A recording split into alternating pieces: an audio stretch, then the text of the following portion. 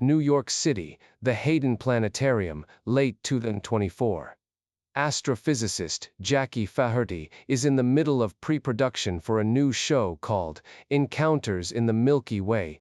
The show will take audiences on a journey from the Sun to the outer edges of the solar system, and one of the scenes includes a visualization of the Oort Cloud, the vast shell of icy bodies that surrounds the solar system at distances up to 1.5 light-years from the Sun. For this scene, Faherty is using scientific simulation data provided by David Nesvorný, a planetary scientist at the Southwest Research Institute in Boulder, Colorado. Nesvorný is one of the world's leading experts on the Oort Cloud. The data he provided is the output of sophisticated computer simulations of how the Oort Cloud formed and how it has evolved over the 4.6 billion years of the solar system's history. The visualization software projects Nesvorny's data onto the planetarium's dome in 3 dimensions. Faherty looks at the projection. Something is wrong with the shape. The Oort Cloud is supposed to be spherical. This has been the consensus picture since Dutch astronomer Jan Oort proposed its existence in 1950. A roughly spherical shell of trillions of icy bodies, orbiting the Sun in all directions at enormous distances, too faint and too distant to observe directly. Every textbook illustration of the Oort Cloud shows a sphere, or more precisely a thick spherical shell. The icy bodies orbit in all directions, at all inclinations, producing a globe of material surrounding the solar system. What is on the planetarium dome does not look like a sphere. It looks like a spiral. Faherty calls Nesvorny. She tells him what she is seeing. Nesvorny's first thought is that there is a problem with the visualization. He suspects artifacts, abnormalities in the data rendering. He had provided this simulation data many times. He had never seen it display a spiral before. Then, he looks at his own data, properly, in 3-dimensional Cartesian coordinates, something he had never done before in years of working with it. The spiral is there, not in one simulation, in all of them. In every model he has, with every different set of parameters and every different sequence of stellar encounters he has ever run. The inner Oort Cloud forms a 2-armed spiral structure, roughly 15 astronomical units across, inclined 30 degrees from the ecliptic plane of the solar system, persisting for billions of years. He ran the full confirmation on NASA Pleiades supercomputer. All the simulations, all the models I have, show the spiral, he said. Weird way to discover things. I should know my data better, after years of working with it. The paper was published in the Astrophysical Journal, Volume 983, April 8, 2025, with Faherty herself as a co-author. Her name in the byline of a discovery that began as a planetarium visualization gone unexpectedly strange. The spiral is not caused by the Sun's gravity. It is not caused by passing stars. It is caused by something much larger. The gravitational field of the Milky Way galaxy itself, acting on the outermost reaches of our solar system from distances of thousands of light-years, twisting the orbits of comets and icy bodies into a pattern that has 2 arms, like the galaxy above it. The Oort Cloud, the outermost boundary of our solar system, is being continuously shaped by the galaxy. Our solar system, which we have always imagined as a self-contained pocket of space governed by the Sun's gravity, is not self-contained. Its outermost structures are being sculpted by something vastly larger than the Sun, continuously, over billions of years, right now. That is the first piece. The second is happening closer in. For most of human history, the solar system was understood as a closed system. The Sun's gravity governed the planets governed the moons, and beyond Neptune there was an outer fringe of smaller bodies, comets and icy rocks. orbiting in various trajectories before eventually settling or being ejected.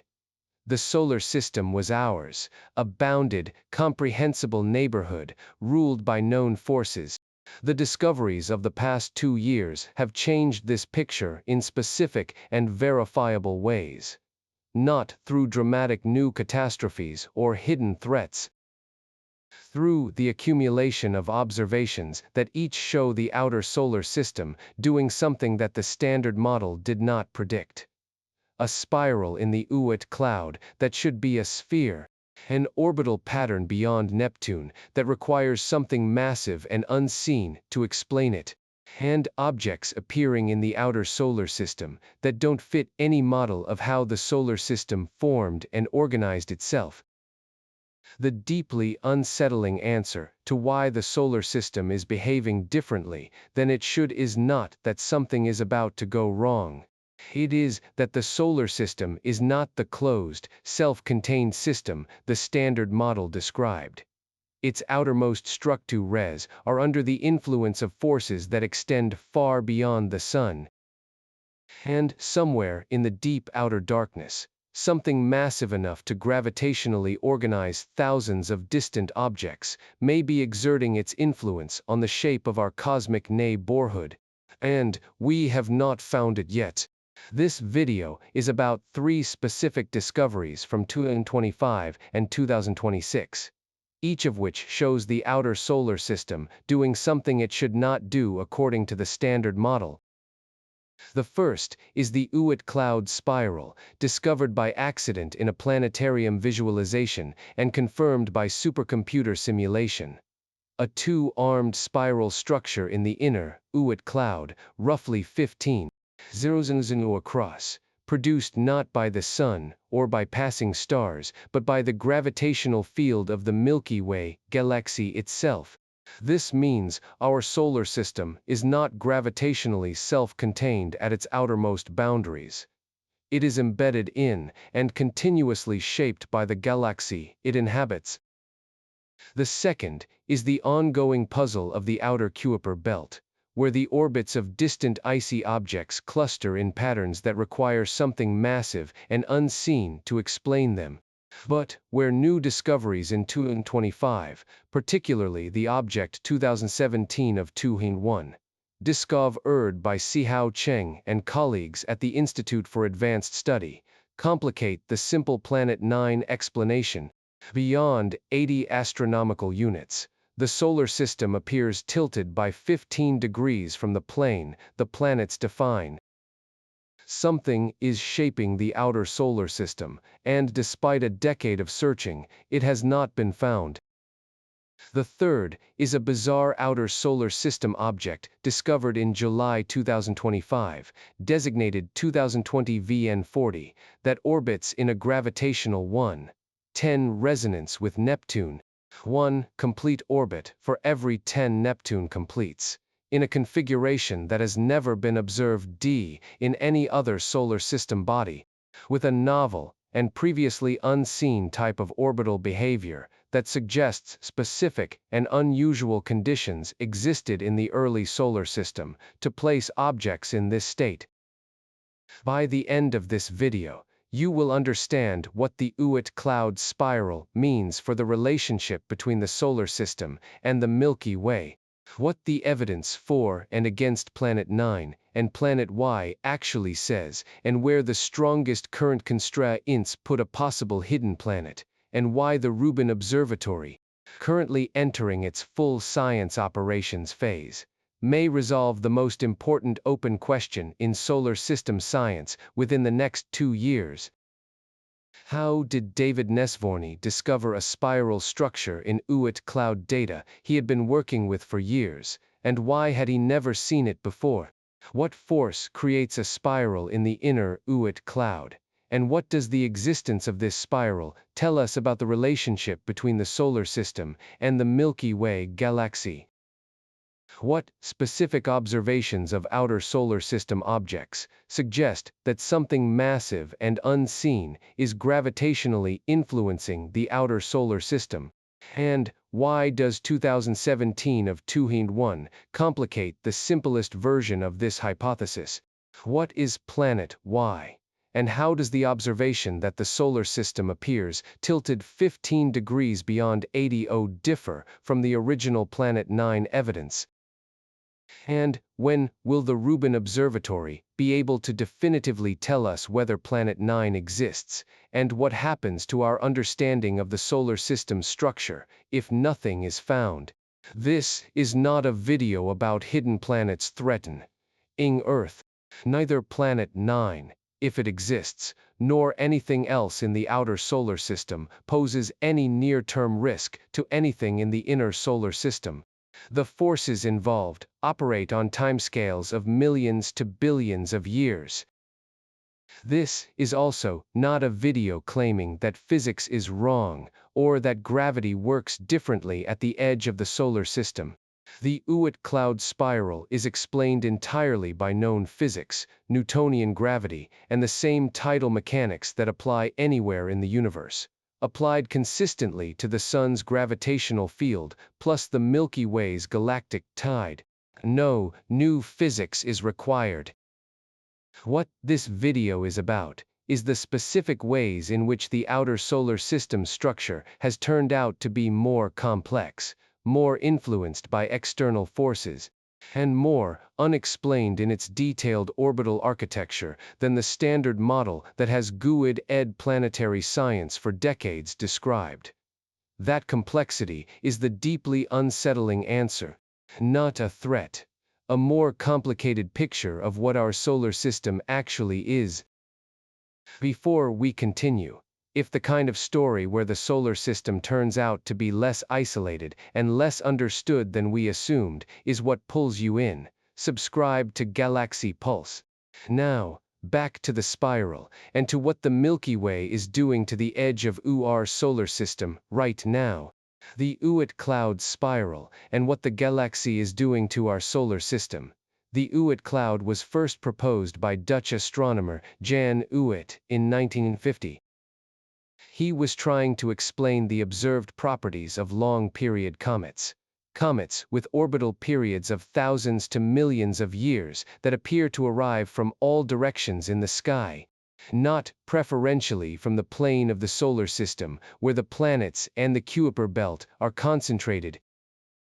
The most natural explanation for comets arriving from all directions is that there is a roughly spherical reservoir of icy bodies surrounding the solar system at very large distances, from which comets are occasionally perturbed inward toward the Sun. Oort proposed this reservoir, and the model has been the standard picture of the solar system's outer structure for 75 years. The Oort cloud has never been directly observed. The bodies within it are too small, too cold, and too distant to detect with any current instrument. Its existence is inferred from the comets that arrive from it, but the general picture, a spherical shell of trillions of icy bodies orbiting the Sun at distances between roughly 2,000 and 100,000 with perhaps a trillion or more objects of comet-scale size, has been accepted as the best explanation for the observed properties of long-period comets.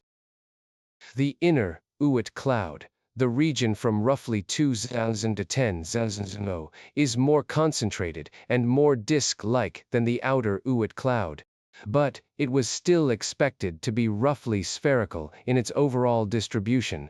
This is because the bodies at these distances were scattered outward from the early solar system by gravitational interactions with the giant planets, sent in all directions, with their orbits randomized over billions of years. Or, so the standard model said. What Nesvorny's simulations show is that the inner Oort cloud is not simply a sphere, or a thick spherical shell, or a flattened disk. It has structure. Specifically, it has a two-armed spiral structure, persisting over the entire 4-6 billion-year lifetime of the solar system, continuously maintained by an external gravitational influence. That influence is the galactic tide. Under the normal expectation, the Oort cloud is dominated by the Sun's gravity, modified by occasional close passes of other stars. Both of these influences are well understood. The Sun's gravity organizes bodies around it. Stellar close passes perturb the outermost Oort cloud bodies, changing their orbits and occasionally sending them inward as comets. This picture has been the basis of Oort cloud models for decades.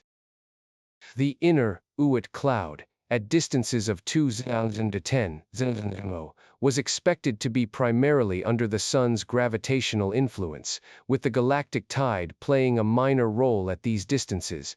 The spiral shows that this expectation was wrong in a specific way. At the distances of the inner Oort cloud, the galactic tide is not minor. It is the dominant organizing force of the three-dimensional structure of the cloud. The Sun's gravity governs the individual orbits of the bodies, keeping them bound to the solar system. But the Milky Way's gravitational field, the collective pull of the galaxies, hundreds of billions of stars, and its dark matter halo, exerted from distances of thousands of light-years in all directions, is continuously torquing the orbital planes OF, the inner Oort cloud bodies, twisting them into a persistent spiral pattern. The two-armed spiral that appears in the simulations is inclined 30 degrees from the ecliptic plane of the solar system. It spans approximately 15,000. As Nesvorný described it, it is the boundary between the solar system and the galaxy. At the inner Oort cloud, the Sun and the Milky Way compete for gravitational dominance. The Sun wins for individual orbital periods, keeping bodies bound. The Milky Way wins for the distribution of orbital planes over billions of years, twisting them into a spiral. Our solar system does not end cleanly at some boundary, inside which the Sun rules and outside which the galaxy takes over. Instead, there is a vast intermediate region, the inner Oort cloud, where both influences operate simultaneously, and where the shape E of the cloud structure is the visible record of 4 billion years of this competition. The discovery of the Oort cloud spiral followed directly from Nesvorný visualizing his data in a way he had never done before, prompted by Faherty's call from a planetarium dome in New York. His simulations of the Oort cloud are built from first principles. They begin with the early solar system. The Sun forming in a stellar nursery, the planets assembling from the disk of gas and dust surrounding it. The gravitational interactions between the forming planets and the remaining icy bodies beyond the snow line. These interactions, particularly during the period of giant planet migration, scattered enormous numbers of icy bodies outward. Some were ejected from the solar system entirely. Some were scattered into the outer Oort cloud. And some settled into the inner Oort cloud. Once these bodies are in the inner Oort cloud, the simulation tracks their evolution under three gravitational influences: the Sun, passing stars in the solar neighborhood, and the Milky Way's galactic tide. The galactic tide is the gravitational field experienced by the solar system due to its position within the Milky Way. As the Sun orbits the galaxy, the differential gravitational pull from the stars and dark matter above and below the galactic plane ease a tidal force on everything in the solar system, including the distant bodies of the Oort cloud. This force is small compared to the Sun's gravity on the timescale of a single orbit. But over billions of years, it systematically torques the orbital planes of Oort cloud bodies, causing them to precess, gradually rotating the planes of their orbits in a consistent direction. This systematic precession is what creates the spiral, as the galactic tide causes orbital planes to precess at rates that depend on how far from the Sun each body is. Bodies at different distances end up with their orbital planes pointing in different directions. When viewed from outside the solar system along the galactic node direction, the intersection of the galactic and ecliptic planes, these differently oriented orbital planes trace a spiral pattern. Nesvorný verified this interpretation by running simulations with different galactic tide strengths. The spiral becomes smaller when the galactic mass density is higher and larger when it is lower. This confirms that the galactic tide, specifically the MOSS distribution of the Milky Way, is the force responsible for the spiral, not passing stars, not the Sun, the galaxy. He also confirmed that the spiral is long-lived and robust.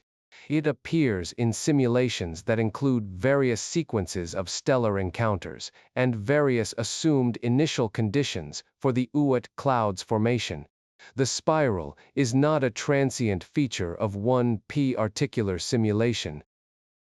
It is a fundamental property of how the inner Oort cloud responds to the galactic tide over geological timescales. For me, Nesvorný told Newsweek, the most interesting thing about this is that the Oort spiral is the boundary between the solar system and the galaxy.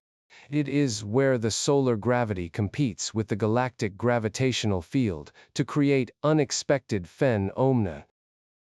The Oort spiral is the most distant structure of our solar system, and it is also the place where our solar system dissolves into the larger structure of the Milky Way.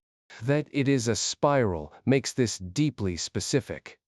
The galactic tide acts on the inner Oort cloud in a way that produces a geometry mirroring the galaxy's own structure.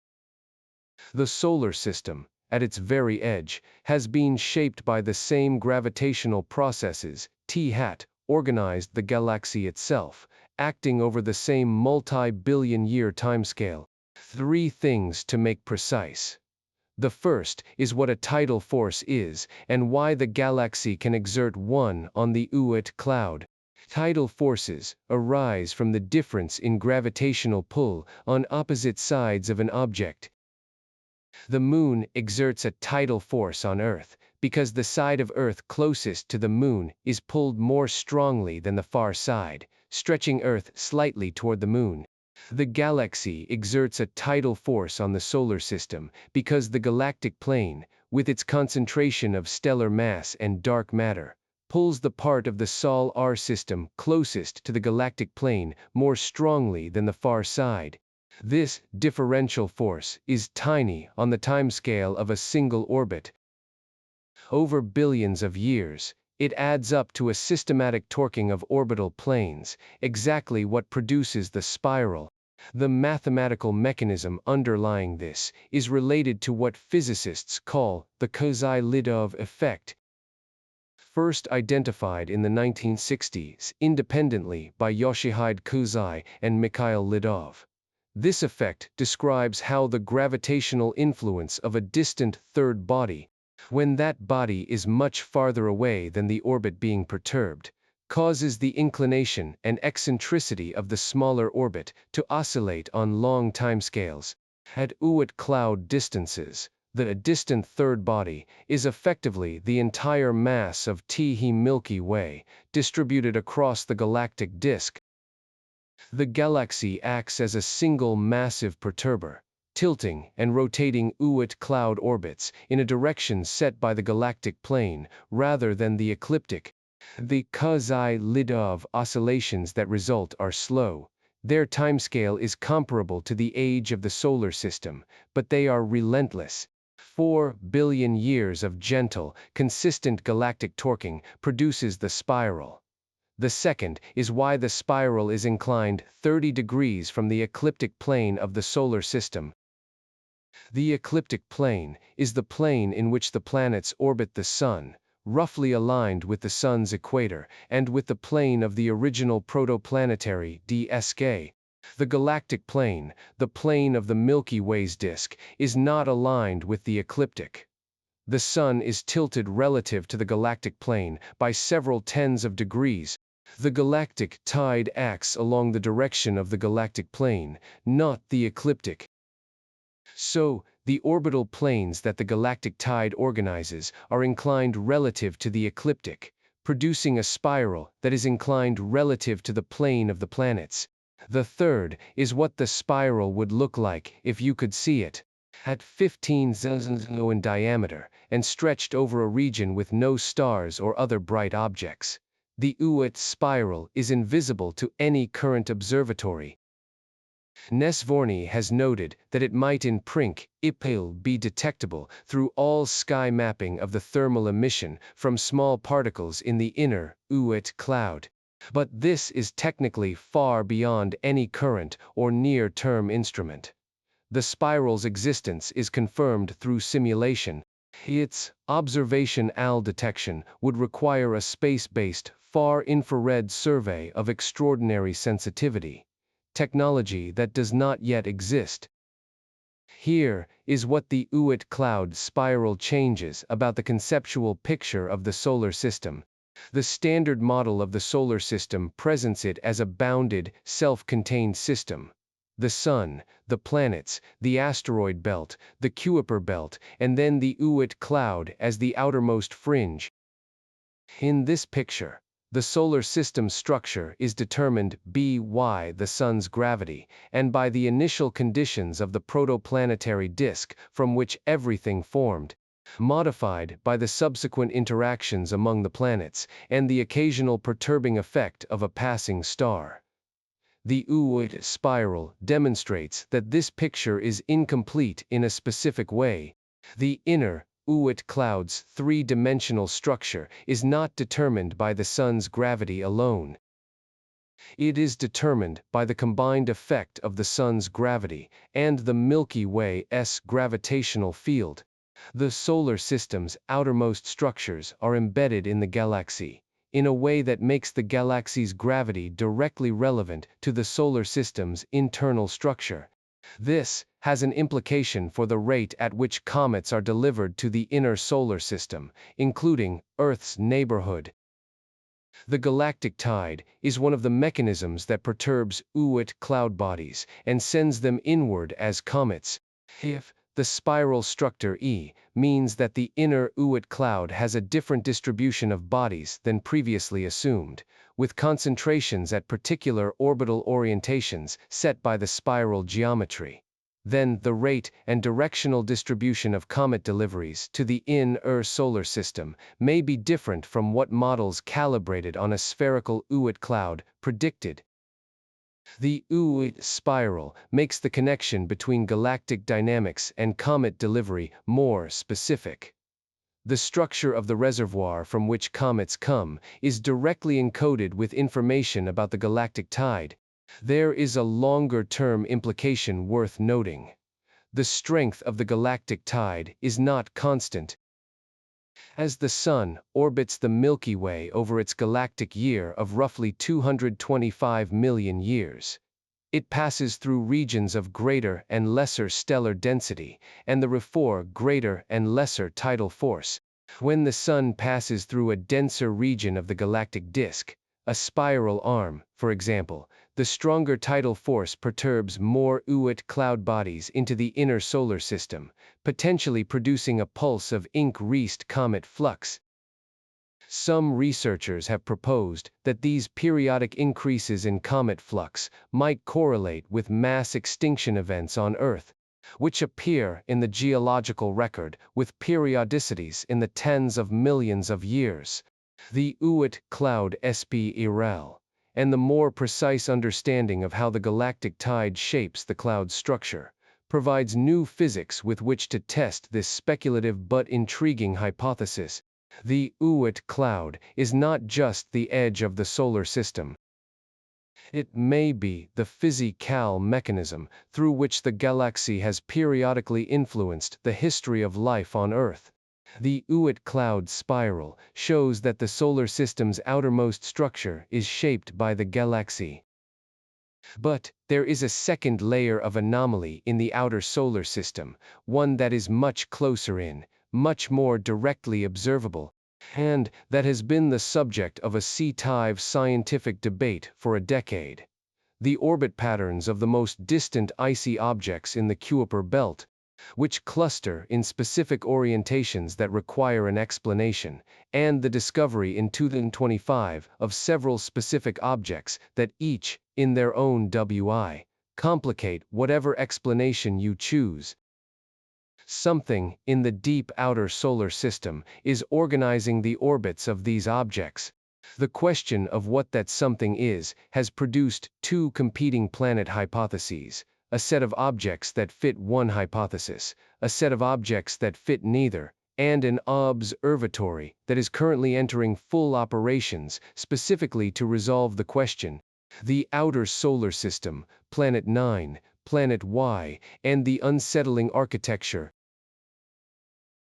The Planet 9 hypothesis began with a specific and quantifiable observation.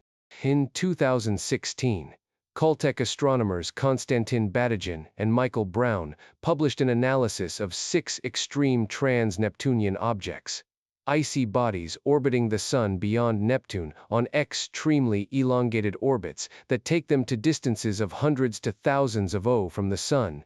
These 6 objects, despite forming a small sample, showed a striking pattern. Their orbits were clustered. They all had their perihelia, the points of closest approach to the Sun, pointing in roughly the same direction in space, and they were all tilted in approximately the same direction relative to the ecliptic plane. Batygin and Brown calculated that the probability of this alignment occurring by chance was approximately 0.007%, or about 1 in 14. The most natural explanation for a clustering of orbital orientations among distant objects is gravitational shepherding. A massive, unseen body on an orbit anti-aligned with the cluster, pulling the objects gravitationally in a way that concentrates their perihelia in one direction.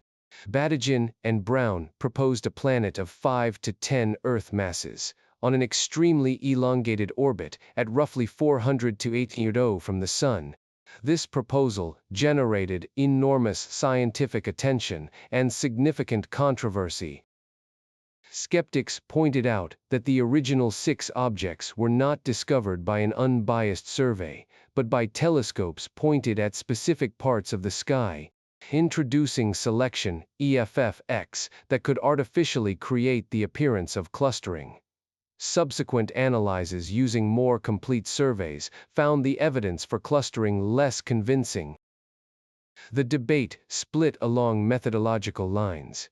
Teams using full-sky unbiased surveys tended to find the clustering weaker or absent. Teams using the original dataset or similar pointed surveys tended to find it stronger.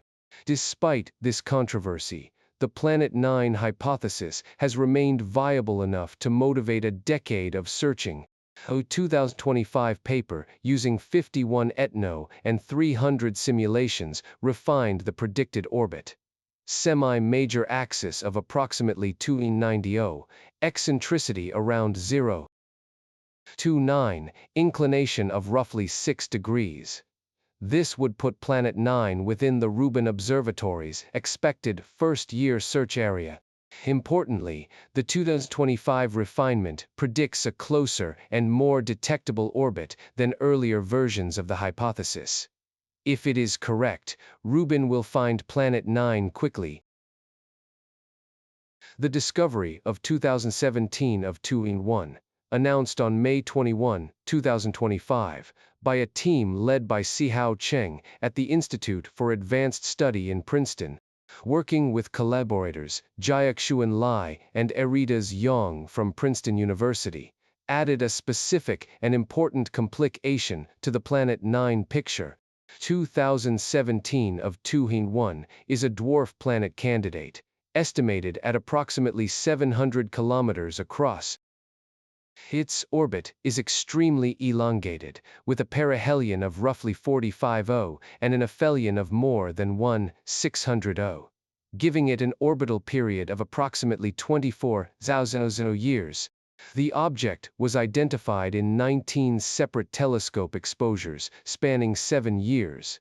In archival data from the Victor M. Blanco telescope in Chile and the Canada-France-Hawaii telescope, during its orbit, the object is only close enough to Earth to be observable for about 1% of the time. What makes 2017 of 201 significant is its orbital orientation. The orbital clustering used to argue for Planet 9 is a clustering of orbital orientations among extreme TNOs. Their perihelia and inclinations point in specific directions. 2017 of 201 does no T follow this clustering. Its longitude of perihelion lies in a different direction from the other clustered objects. The team's reaction to this finding captures the genuine scientific uncertainty at play. Co-discoverer Jiaxuan Lai initially thought, "Okay, this kills Planet 9," upon seeing the orbit, but later pulled back, offering a more calibrated estimate. It's 49% killed. Cheng explicitly noted that the existence of 2017 of 2-in-1 as an outlier to such clustering could potentially challenge the Planet 9 hypothesis, particularly if additional outliers are found.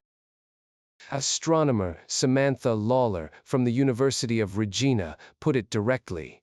The original argument for Planet 9 is getting weaker and weaker. Then, in October 2025, Amir Suraj, a doctoral candidate in astrophysical sciences at Princeton University, published research in monthly notices of the Royal Astronomical Society. Letters proposing an entirely separate hypothesis. Planet Y. The motivatio N was a specific and newly quantified observation. Beyond approximately 80 from the Sun, the mean orbital plane defined by Kuiper belt objects is tilted by approximately 15 degrees from the ecliptic plane. Not the eccentricities, not the clustering of perihelia, but the mean plane of the entire outer Kuiper belt, systematically tilted relative to the plane of the inner solar system. Suraj put it in plain terms. It was quite a surprise to find that beyond about 80 times the Earth-Sun distance, the solar system suddenly appears to be tilted by about 15 degrees. This 15-degree tilt is different from the Planet 9 evidence. It is not a clustering of individual extreme orbits. It is a tilt of the overall structure of the outer Kuiper belt that requires a mass to have organized it into a plane 15 degrees off from Tyche planetary plane. Suraj proposed that the tilting mass is most likely a Mercury to Earth mass body, orbiting at approximately 100 to 200 from the Sun, tilted at least 10 degrees relative to the other planets. The statistical significance from roughly 50 objects sits at 96 to 98%, strong, but not yet definitive. Samantha Lawler, the same skeptic who called the Planet 9 evidence weakening, described the Planet Y evidence differently. There is promising evidence that there is a smaller body out there that is subtly warping the orbits of Kuiper belt objects. Planet 9 and Planet Y could both exist simultaneously. Their evidence is from different populations of objects and concerns different aspects of the outer solar system structure. But the proliferation of hidden planet hypotheses, each motivated by a specific anomaly, each requiring a specific unseen mass at a specific location, reflects how poorly constrained the architecture of the outer solar system currently is. The July 2025 discovery of 2020 VN40, published July 7 in the Planetary Science Journal by a team led by Rosemary Pike at the Center for Astrophysics, Harvard and Smithsonian, adds yet another piece to the anomalous outer solar system picture, but from a different angle entirely. 2020 VN40 is a trans-Neptunian object locked in a 1:10 orbital resonance with Neptune. It completes one full orbit around the Sun for every 10 orbits that Neptune completes. Most resonant TNOs, objects whose orbital periods are in simple numerical ratios with Neptune's 1 in 65-year period, occupy well-known resonances. The 2, 3, the 3, 4, the 2, 5. Pluto is the most famous example in the 2, 3 resonance. The population of objects in these resonances has been studied for decades and is well explained by models of how Neptune migrated outward during the early solar system, capturing objects into resonance as it moved. 2020 VN40 does not fit any of these known resonances. Its 1:10 ratio was theoretically possible, but had never been confirmed in an object with such extreme behavior. The object sits at an average distance of roughly 140 from the Sun, more than 140 times farther than Earth, and its orbit is dramatically tilted, inclined about 33.4 degrees relative to the Solar System's main disk. But the truly novel aspect of 2020 VN40 is not just which resonance it occupies. It is how it librates within that resonance. Every other known resonant trans-Neptunian object reaches its closest approach to the Sun, its perihelion, when Neptune is on the opposite side of the Solar System. This is not a coincidence. It is the gravitational logic of resonance. An object that times its perihelion to avoid Neptune's gravitational neighborhood avoids being kicked out of its orbit. Resonant TNOs have perihelia that avoid Neptune almost by definition. 2020 VN40 breaks this rule. When viewed from above the Solar System, 2020 VN40 and Neptune appear to come to perihelion at the same time and in the same sector of the sky. In reality, 2020 VN40 orbit is so steeply inclined that it passes far above or below Neptune in 3 dimensions, and the two are never physically close. But this apparent projection alignment is unique. 2020 VN40 is the first known resonant TNO that does not avoid lining up with Neptune at perihelion, even in flat projection. Every other known resonant object avoids this. Only 2020 VN40, with its extreme inclination, can maintain resonance while appearing to approach Neptune in projection. This novel libration state is what makes 2020 VN40 genuinely unprecedented. It is not an object in an unusual resonance. It is an object in a novel type of orbital behavior within resonance, a behavior that only became possible because of the object's extreme inclination. As Pike said, "This is a big step in understanding the outer solar system. It shows that even very distant regions influenced by Neptune can contain objects, and it gives us new clues about how the solar system evolved." The significance of 2020 VN40 is not that it proves any specific hypothesis. It is that it is another instance of an outer solar system body doing something unexpected, occupying a dynamical state that the standard models of solar system formation did not predict should be populated. Objects like 2020 VN40 are clues about the specific history of how the outer solar system was assembled. Finding an object in a dynamical state that current models do not predict is a message that something happened in the solar system's past that the models have not fully captured. There are 3 interpretive frames for what the Oort Cloud spiral, the Planet 9 vs Planet Y debate, 2017 of 2 in 1, and 2020 VN40 collectively represent about the outer solar system. The first is the discovery phase frame.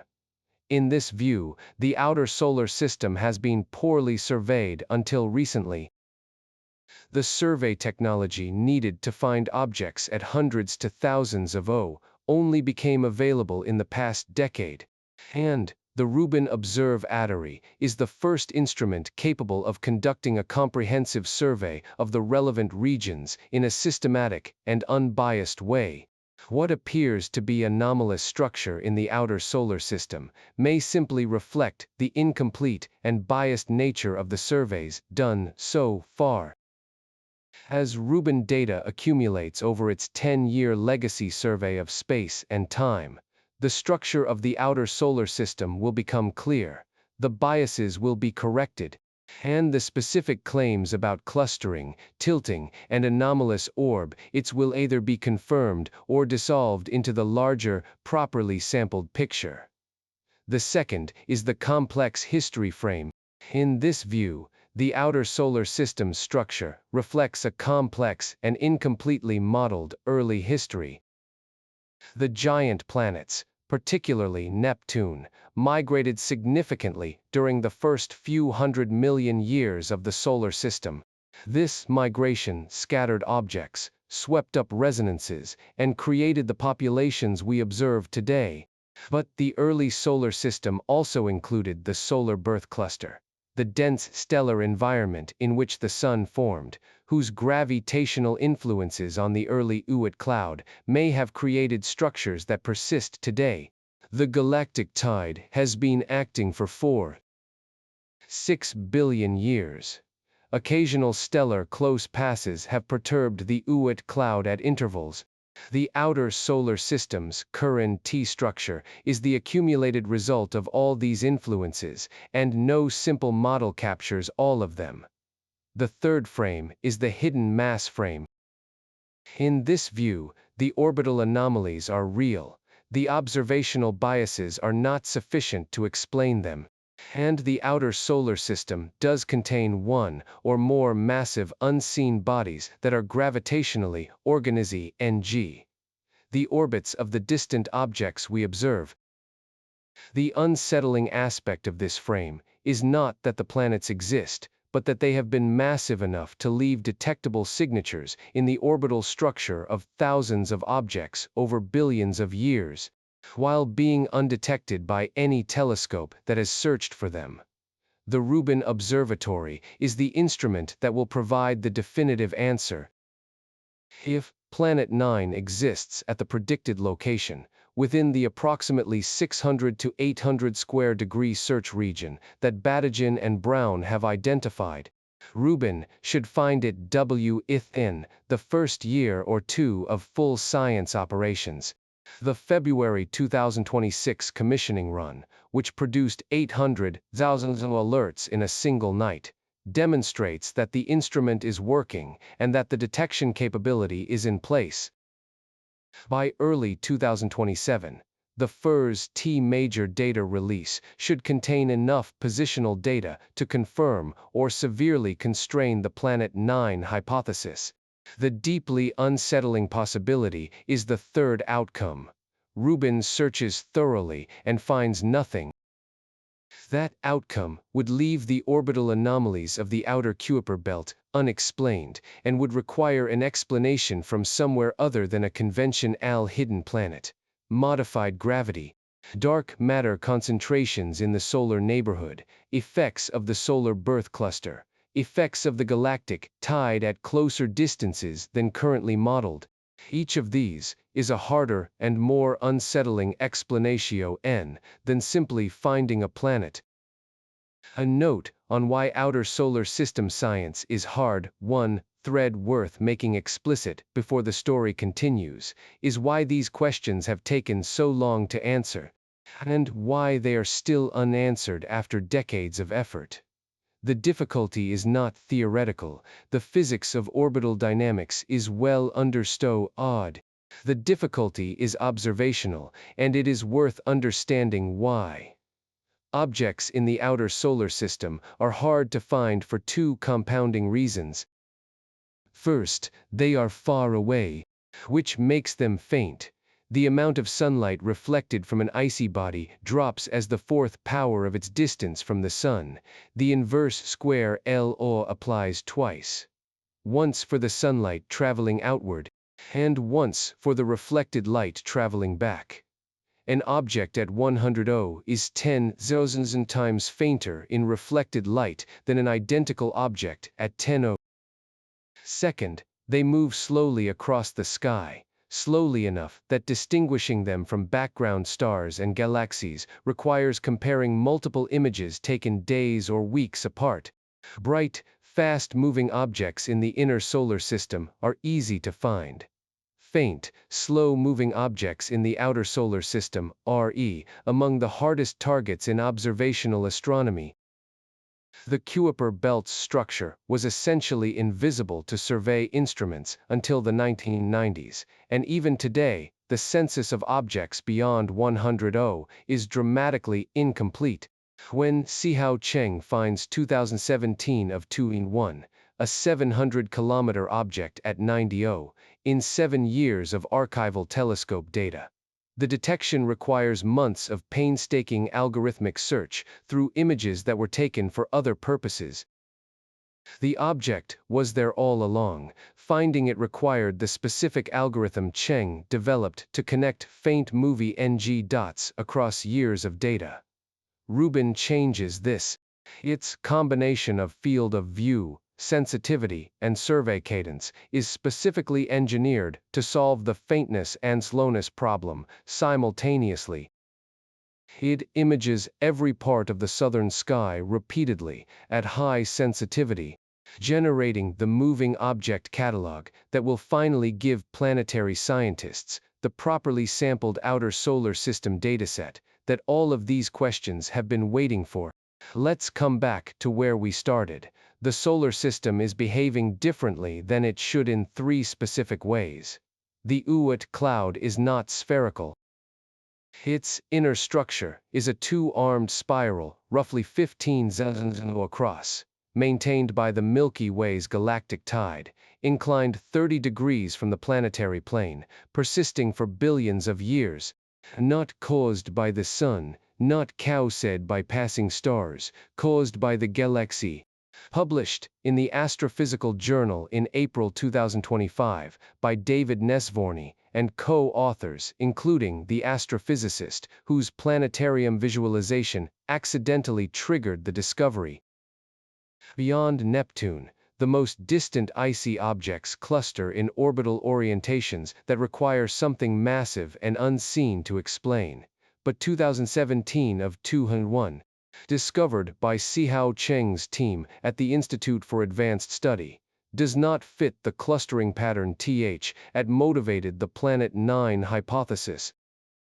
And the outer Kuiper belt beyond 80 appears tilted 15 degrees from the ecliptic in a way that may require a different, closer, and smaller hidden mass. Planet Y, proposed in October 2025 by Princeton doctoral candidate Amir Suraj, sitting at 100 to 200 rather than the 400 to 800 proposed for Planet 9. In the outer solar system, an object designated 2020 VN40, discovered by a team led by Rosemary Pike at the Center for Astrophysics, Harvard and Smithsonian, occupies a 1:10 resonance with Neptune and a novel libration state that has never been observed in any other resonant body anywhere in the solar system. These are not separate mysteries unrelated to each other. They are different symptoms of the same underlying fact. The outer solar system is more complex, more structured by forces beyond the sun, and less well modeled by the standard picture of an isolate deep, self-contained planetary system than that picture described. The deeply unsettling answer is that the solar system is not what the standard model said it was. Coverage of the outer solar system's anomalies has been inconsistent, incomplete, and frequently disconnected from the broader pattern. These anomalies form together. The Oort Cloud spiral received significant coverage in early 2025, following the Hayden Planetarium pre-production discovery. The story of an accidental planetarium visualization was compelling, and the coverage was generally accurate about what the spiral is. What most coverage failed to convey was the specific implication that the galactic tide, the Milky Way's own gravitational field, is a direct and ongoing influence on the structure of the solar system's outermost region. Most articles described the spiral as a new shape found in simulations. Few described it as evidence that the solar system is embedded in a ND continuously shaped by the galaxy, rather than being a self-contained system with only the sun's gravity governing its structure. The coverage also rarely explained the role that quasi-Lidov dynamics play in producing the spiral, the specific celestial mechanical mechanism by which a distant massive object, in this case, the galactic mass distribution itself, causes orbital planes to precess systematically over billions of years. Understanding this mechanism is what makes the discovery more than just an aesthetically interesting shape. It means that the distribution of comets coming from the inner Oort cloud is not random relative to the galaxy's orientation, but encodes the geometry of the galactic tide in its structure. Planet 9 coverage has been extensive for a decade, but has fallen into a predictable pattern. Articles appear when new supporting evidence is published, articles appear when counter-evidence appears, and the net impression given to readers is of a debate that is unresolved and may remain so. What has been missing from this coverage is a clear explanation of what specific evidence is strong, what is disputed, and what the Rubin Observatory is specifically positioned to resolve, and on what timeline. The discovery of 2017 of 2-in-1 and Jiaxuan lies honest, a 49% killed characterization of what it implies, captures the genuine uncertainty better than most coverage has. The Planet Y hypothesis, proposed in October 2025, received modest coverage and was generally presented as another addition to the growing list of hypothetical outer solar system planets, rather than as a distinctly motivated observation from the Planet 9 evidence. The distinction matters. Planet 9 is motivated by the clustering of orbital orientations of individual extreme objects. Planet Y is motivated by the mean plane of a large population of outer Kuiper belt objects. These are different measurements from different populations, and they may or may not be explained by the same hidden mass. Samantha Lawler's willingness to be skeptical of Planet 9, while simultaneously calling the Planet Y evidence promising, reflects this distinction precisely. The discovery of 2020 VN40, in the novel 1:10 resonance with its unprecedented libration state, received specialist coverage and essentially no popular coverage. An object occupying a dynamical state that all other resonant TNOs avoid, approaching perihel ion in the same sky sector as Neptune rather than the opposite sector, is not a minor curiosity. It is a clue about the solar system's formation history that current models cannot yet fully explain, and the connection between the Oort Cloud spiral and the outer Kuiper belt anomalies has not been communicated as a coherent narrative. Both reflect the same underlying reality. The outer solar system is shaped by influences beyond just the Sun and the no-WN planets. The Oort Cloud spiral is shaped by the Milky Way's galactic tide. The outer Kuiper belt structure may be shaped by one or more hidden massive bodies. Together, they describe a solar system that is more richly structured, more influenced by external forces, and more surprising in its outer architecture than the standard model described. The most significant ongoing development for all of these questions is the Vera C. Rubin Observatory. The Rubin Observatory entered its final commissioning phase in early 2026. In February 2026, during an early commissioning run, it produced 800,000 alerts in a single night, each alert representing an object that had moved or changed brightness between successive observations.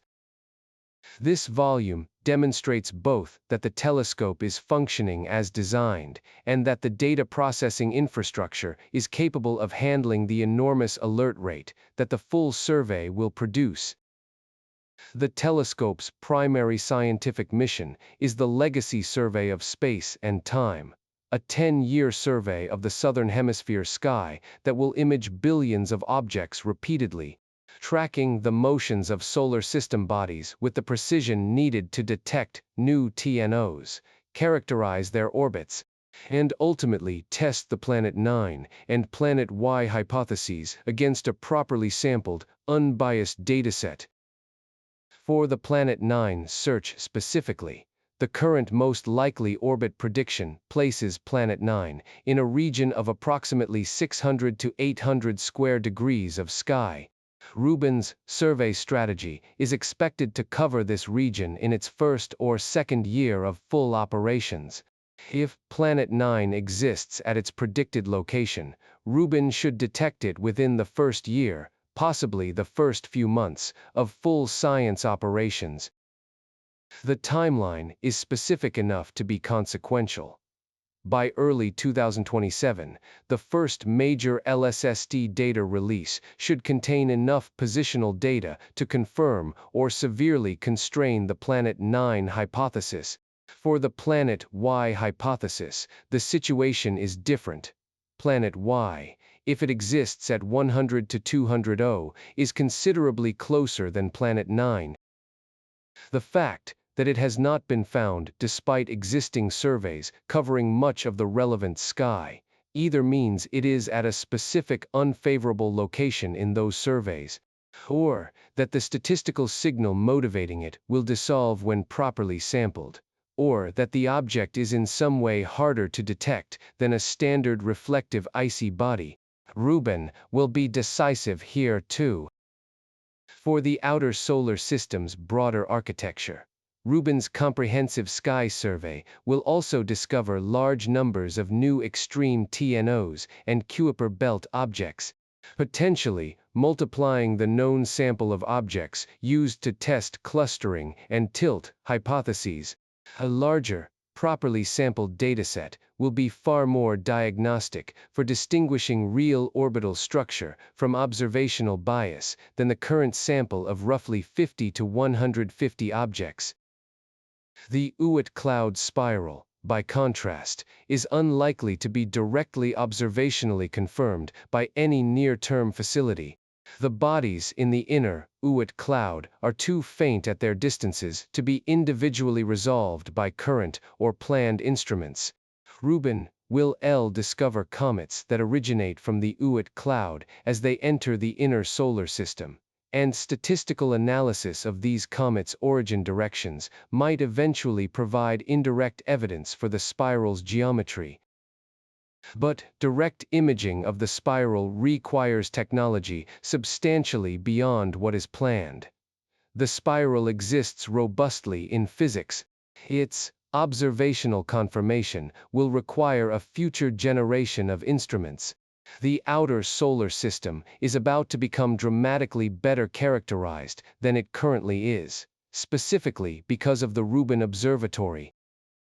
If Rubin finds Planet 9 in its first year, the discovery will resolve a decade of debate, confirm the hypothesis that best explains the ethno-clustering, and provide a new planet for detailed characterization with follow-up telescopes, including JWST. Confirmed Planet 9 would be the first major planet discovered since Neptune in 1946, and would represent a fundamental addition to the known architecture of the solar system.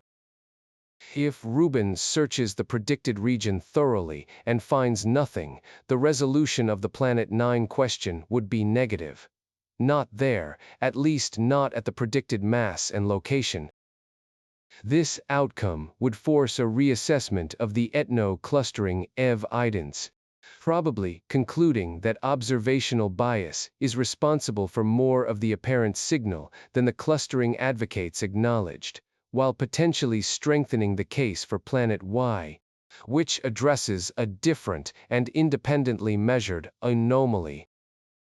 If Rubin finds something but not at the predicted Planet 9 location, The discovery would constrain the space of possible explanations and potentially reveal something unexpected about the outer solar system's architecture that no current hypothesis anticipated.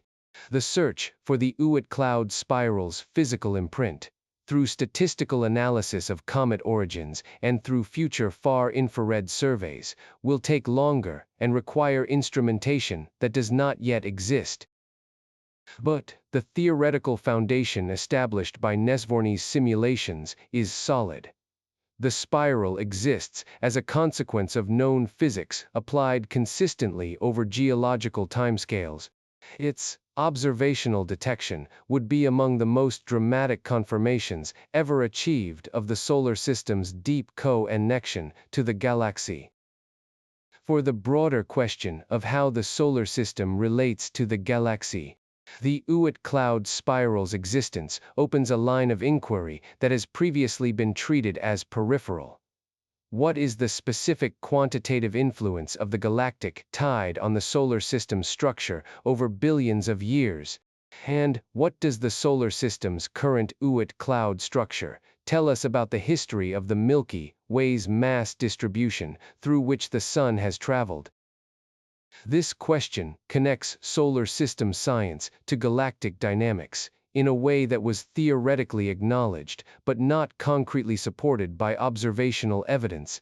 The spiral is the first specific structural feature of the solar system that is directly encoded with information about the galaxy's gravitational field. Here is what the three outer solar system discoveries of 2025 reveal at the deepest level.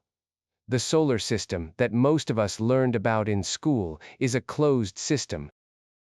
The Sun at the center, the planets in their orbits, the asteroid belt and the Kuiper belt as outer fringes, and the Oort Cloud as the distant spherical shell at the edge.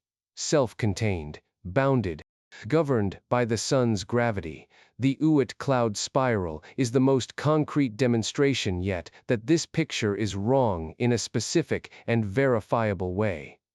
The solar system is not self-contained. Its outermost structures are under the direct, continuous, gravitational influence of the Milky Way galaxy. The galactic tide that has been acting on the outer solar system for 4 billion years is not a negligible perturbation. It is the primary force shaping the three-dimensional structure of the inner Oort Cloud. The boundary of the solar system, at the Oort Cloud, is not a boundary between the Sun's gravity and empty space. It is a boundary between the Sun's gravity and the galaxy's gravity. And the galaxy's gravity wins in determining the large-scale structure at those distances. What does this mean physically? The inner Oort Cloud, a region spanning thousands of has orbital planes that are oriented not by the Sun's equatorial plane or the ecliptic, but by the Milky Way's galactic plane. The spiral arms trace the intersection of these two competing gravitational regimes. Objects in the inner Oort Cloud are simultaneously in orbit around the Sun and being continuously sculpted by the entire mass of the galaxy. The solar system's outermost inhabited zone is a place where local and cosmic gravity are equally real influences on where things are and how they move. The outer Kuiper belt's orbital anomalies, whether explained by Planet 9, Planet Y, both, or something else entirely, add a second layer to this picture. Even within the solar system's more accessible reaches, at hundreds of rather than thousands, architecture is more complex than the standard model described and is still being determined. The specific object that has been organizing the most distant orbits we observe has not yet been found, despite 10 years of searching. And 2020 VN40, in its unique libration state, approaching perihelion in the same projection direction as Neptune, a behavior avoided by every other resonant TNO ever found, is a reminder that specific and unusual things happened in the solar system's history to place objects in dynamical states that current models do not predict. It is a fossil, in a sense, of the specific sequence of gravitational events during Neptune's migration phase that the standard NICE model and its successors have not yet fully reproduced. Taken together, these three discoveries describe not a solar system that is about to do something dangerous, but a solar system that is far more richly connected to the larger universe, and far less completely understood than the standard picture suggests. The deeply unsettling answer to why the solar system is behaving differently than it should is this. The solar system does not behave as a closed, self-contained system, because it is not one. It is a structure embedded in a galaxy, shaped by that galaxy's gravity at its outermost reaches, organized by possibly unknown massive bodies within its outer regions, and marked by the specific and complex history of a formation process that no current model captures completely. That is not a threat. But it is a revision of something fundamental, the boundary of what we call our solar system, and what we understand about the forces that govern it. As Nesvorný put it, the Oort spiral is the boundary between the solar system and the galaxy. It is where solar gravity competes with galactic gravity. We live in a solar system that, at its edge, is already the galaxy. There is one more layer to this story. The galactic tide that shaped the Oort Cloud spiral has been acting for 4-6 billion years. It acts continuously, and its strength varies as the Sun orbits through different regions of the Milky Way, passing through denser and less dense regions of the GalaxyPulse disk over galactic orbital periods of about 225 million years. Some researchers have proposed that this variation in galactic tide strength, as the Sun moves through the galaxy, produces a periodic variation in the rate at which Oort cloud comets are perturbed into the inner solar system, and that this periodic variation might correlate with the timing of mass extinction events on Earth, which appear in the geological record with a periodicity in the tens of millions of years. The hypothesis that the Sun's galactic orbit and the varying galactic tide it experiences could be connected to the history of life on Earth through comet delivery rates is one of the most speculative but also one of the most interesting threads in this area of research. The Oort cloud spiral, and the more complete understanding of how the galactic tide shapes the outer solar system, is a new piece of the physics needed to test this hypothesis more rigorously. That is a story for another time. Resolution, meaning, and close. We started in a planetarium projection room in New York City, where astrophysicist Jackie Faherty, preparing a show about the solar system, noticed that the Oort cloud in the simulation did not look like a sphere. She called David Nesvorný, who had provided the data. He looked at his own simulation in 3 dimensions for the first time. The inner Oort cloud is a 2-armed spiral, roughly 15 km across, shaped by the Milky Way's gravity and persisting for billions of years. The paper was published in the Astrophysical Journal in April 2025. With Faherty's name in the byline of a discovery she had accidentally triggered. Then, we followed the outer solar system anomalies. The clustering of extreme trans-Neptunian orbits that motivated the Planet 9 hypothesis. The May 2025 discovery of 2017 of 2-in-1 by Sihao Cheng and collaborators at IAS and Princeton, an outlier that co-discoverer Jiaxuan Lai described as 49%, a death blow to Planet 9. The 15-degree tilt of the outer Kuiper belt beyond ADO that motivated the Planet Y hypothesis of Amir Suraj, a Princeton doctoral candidate, a body at 100 to 200 Mercury to Earth in mass, needed to explain why the solar system appears tilted where it should be flat, and the bizarre 1:10 resonance of 2020 VN40 discovered by Rosemary Pike's team at Harvard-Smithsonian, its novel libration state, unlike anything ever seen in a R-resonant solar system object. And at the end, we arrived at what all of these discoveries reveal together. The solar system is embedded in the Milky Way in a way that directly shapes its outermost structures. Its outer architecture is under the influence of forces, galactic gravity and possibly unseen massive bodies, that the standard model of a self-contained system organized only by the Sun did not fully capture. This is not alarming. The galaxy's gravity is not going to do anything to Earth or the inner solar system on any human-relevant timescale. The hidden planets, if they exist, are orbiting harmlessly in the outer darkness. What it changes is the picture. The solar system we thought we knew is messier, more connected to the galaxy, and more unexplained in its outer structure than the textbook version described. Whether Planet 9 exists remains unconfirmed. The Rubin Observatory's full survey, beginning in 2026, is expected to definitively answer this question within the first year or two of operations. If it exists at the predicted location, Rubin will find it. If Rubin finds nothing in the predicted region, the hypothesis will require fundamental revision. Whether the ethno-clustering that motivated the Planet 9 hypothesis is real or primarily a product of observational bias remains contested. The discovery of 2017 of 201 as an outlier adds to the uncertainty, and the question of whether additional outliers will appear as Rubin surveys more of the outer solar system is the most immediate test of the clustering claim. Whether Planet Y exists, and whether it is a separate object from any Planet 9 or the same hypothetical mass seen from a different observational angle, is an open question.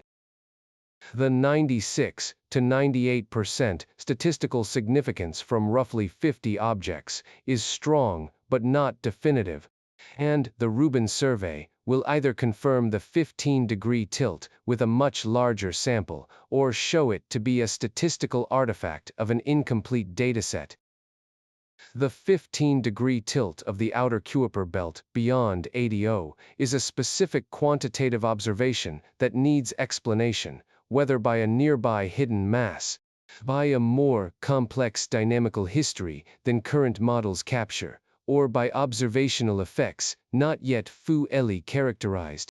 The Oort Cloud spiral's existence is confirmed in simulations, but cannot currently be directly observed.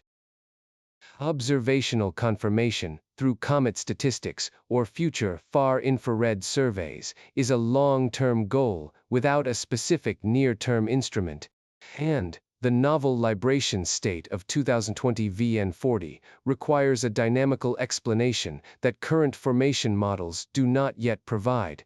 How did an object end up in a 1:10 resonance with Neptune, while approaching perihelion in the same projection sector as Neptune, a configuration that every other resonant object in the solar system manages to avoid? The answer to this question is an open problem in the history of Neptune's migration, and the specific sequence of gravitational events that shaped the outer solar system. First, accidental discoveries remain one of the most productive mechanisms in science. Nesvorný discovered the Oort Cloud spiral by visualizing his own data in a way he had never thought to do before, prompted by a question from a colleague who noticed something was wrong with a planetarium projection. The discovery had been sitting in his simulations for years. The lesson is not that scientists are careless with their data, but that the space of possible observations, particularly three-dimensional visualizations of data that has been analyzed only in 2 dimensions or in aggregate statistics, is larger than any single scientist can preemptively explore. Second, the solar system's boundary with the galaxy is not a sharp edge. At the distances of the inner Oort cloud, the Sun's gravity and the Milky Way's gravity are both significant. The Oort spiral is the visible record of this competition, and it means that the solar system structure at its outermost reaches encodes information about the galaxy, not just about the Sun and the local planets. The boundary of the solar system is not where the Sun's gravity stops being the largest local force. It is the much fuzzier region where the cumulative tidal effect of the galactic mass distribution starts to dominate the long-term distribution of orbital planes. Third, the value of a well-designed survey cannot be overstated. The Planet 9 question, which has been unresolved for a decade despite significant effort, will likely be answered by the Rubin Observatory's systematic, unbiased, comprehensive survey of the sky. The same survey will address the Planet Y hypothesis, characterize the ethno-clustering with a properly sampled dataset, discover many more objects like 20VN40 in unexpected resonances, and provide the comet statistics needed to eventually test the Oort spiral's geometry indirectly. Generalized observational capability beats targeted searches in a domain. This incompletely explored. Fourth, the proliferation of hypothetical outer solar system bodies, Planet 9, Planet Y, and others, reflects a genuine incompleteness in our model of the outer solar system rather than confusion in the field. Each hypothesis is motivated by a specificity and independently measurable observation. Planet 9 is motivated by ethno-clustering.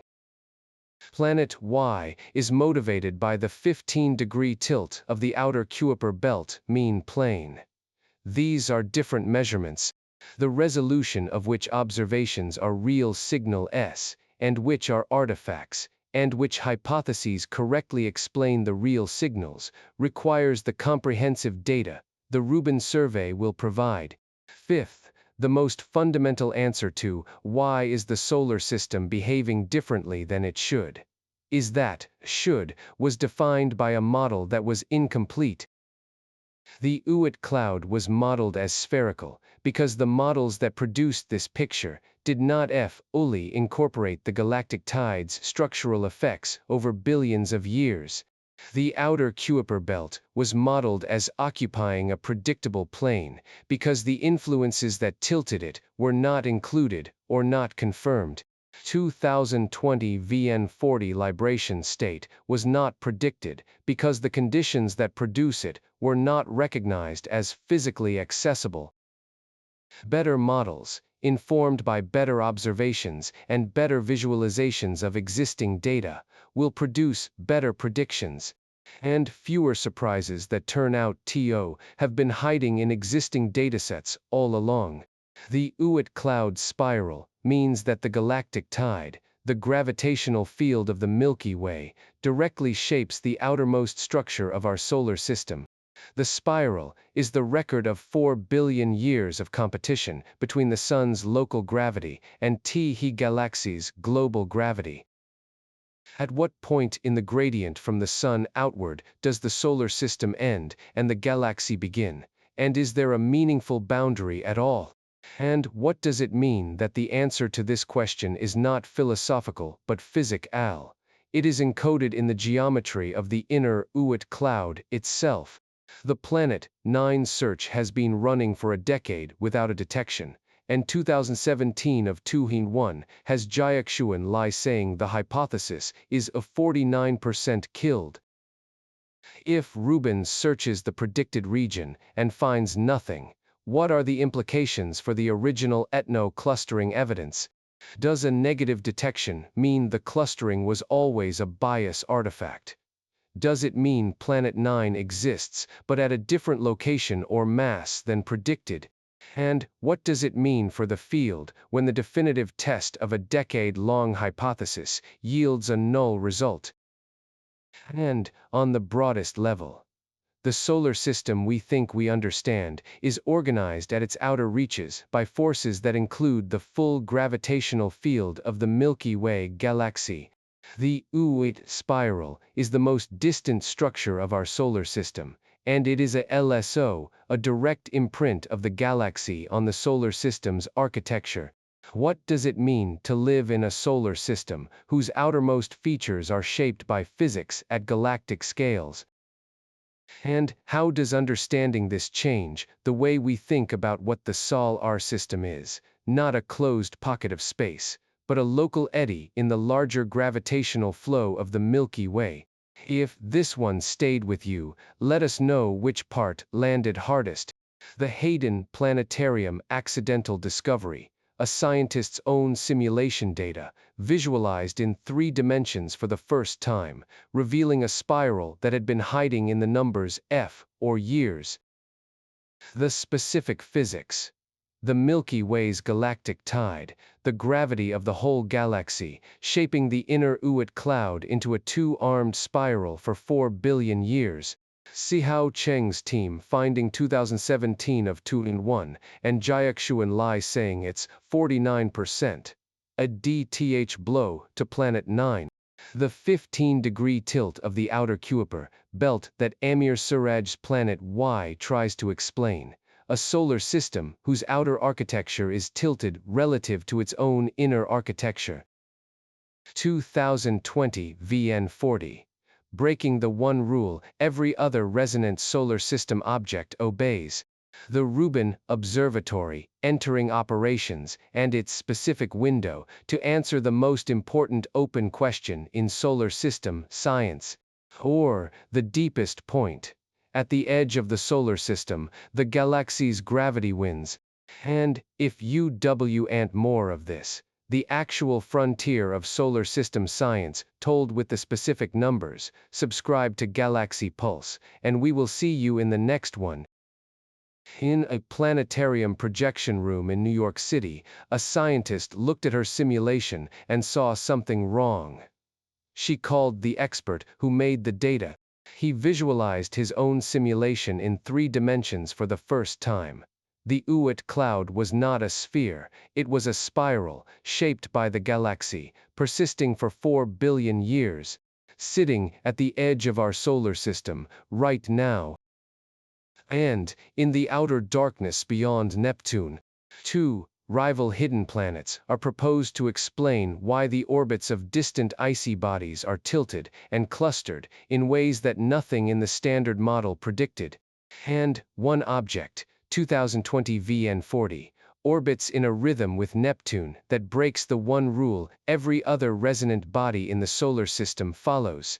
The boundary between the solar system and the galaxy is not a wall. It is a place where 2 gravities compete. And we are only now learning to read what they have written there. The Rubin Observatory and what it will actually do it is worth being specific about what the Vera C. Rubin Observatory actually is and why it is the instrument that will settle these questions, because a big telescope does not capture why it matters. The Rubin Observatory is built around an 8.4-meter mirror, located at Cerro Pachon in northern Chile, at an elevation of 715 meters. Its defining feature is not its mirror size. Many telescopes have larger mirrors, but its camera. The largest digital camera ever built for astronomy, with 2 billion pixels covering a 9.6 square degree field of view. To put this in perspective, the full moon covers about 0.2 square degrees. Rubin can image an area of sky 48 times the area of the full moon in a single exposure. This enormous field of view is what makes Rubin uniquely suited for outer solar system science. Finding a distant planet or dwarf planet requires covering large areas of sky repeatedly, tracking slowly moving points of light against a background of stationary stars and galaxies. Most large telescopes have small fields of view, which means they can search only tiny patches of sky in a given night. Rubin can survey the entire southern sky, roughly 18,000 square degrees, in 3 nights. Over the 10-year Legacy survey of space and time, It will image each part of the sky roughly 800 times, building a movie of the sky at a 3-day cadence. The implications for outer solar system science are transformative. Currently, the known sample of extreme trans-Neptunian objects used to test the Planet 9 clustering hypothesis numbers in the dozens to low hundreds.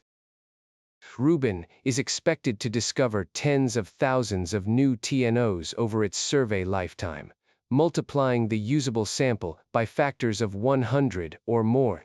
A clustering signal that is ambiguous in a sample of 50 objects becomes unambiguous or definitively absent in a sample of 5 zeros.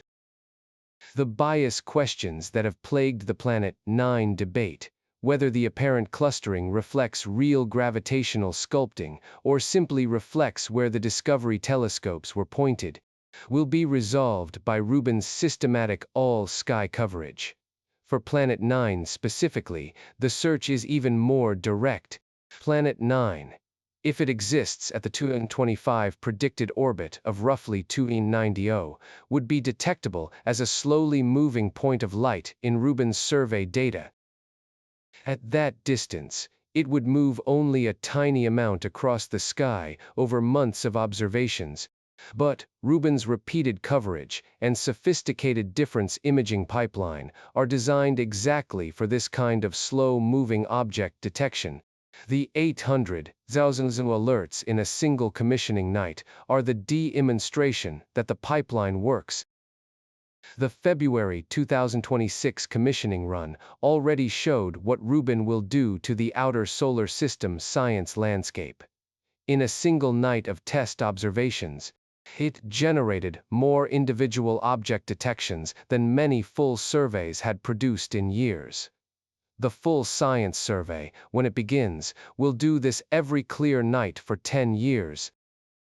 By mid-2027, after roughly 1 full year of survey operations, the LSST data release should contain enough new outer solar system objects and enough tracking data on existing objects to definitively answer the Planet 9 question.